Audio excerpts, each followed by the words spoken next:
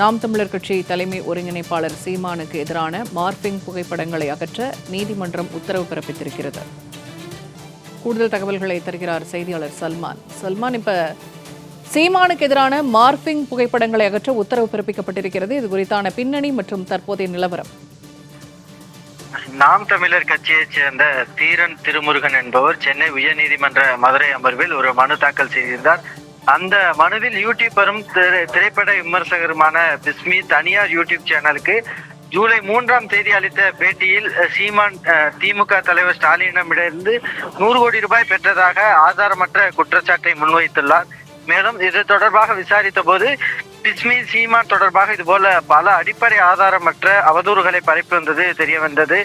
இதேபோல் தமிழன் கோகுல் அவரது முகநூல் பக்கத்தில் மார்பிங் செய்யப்பட்ட புகைப்படங்களை பதிவிட்டு சீமான் மீது தனிநபர் தாக்குதலை செய்து வருகிறார்.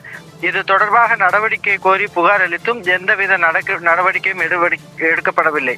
எனவே நாம் தமிழர் கட்சியின் தலைமை ஒருங்கிணைப்பாளர் சீமான் மீது அவதூறு பரப்பும் வகையில் தவறான தகவல்களை பரப்பி வரும் பிஸ்மி மற்றும் தமிழன் கோகுல் ஆகியோர் மீது உரிய நடவடிக்கை எடுக்க உத்தரவிட வேண்டும் என அந்த மனுவில் குறிப்பிட்டிருந்தார்.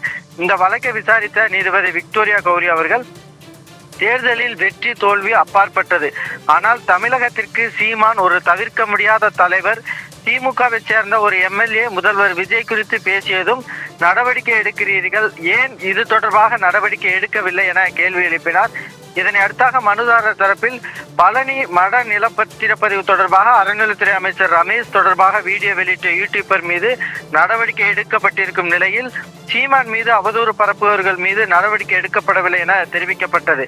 அதற்கு நீதிபதிகள் ஏன் இதில் மட்டும் நடவடிக்கை எடுக்க இல்லை எனவும் இதுபோன்ற விஷயங்களை நீதிமன்றம் வேடிக்கை பார்க்க இயலாது என குறிப்பிட்டு இன்றைக்குள் மார்பிங் செய்யப்பட்ட புகைப்படங்களை அகற்றி வழக்கு பதிவு செய்து அது தொடர்பாக அறிக்கை தாக்கல் செய்ய மதுரை மாவட்ட சைபர் கிரைம் ஆய்வாளருக்கு உத்தரவிட்டு 4 நாளை இந்த வழக்கை ஒத்திவைத்து உத்தரவிட்டிருக்கிறார். பூர்ணிமா,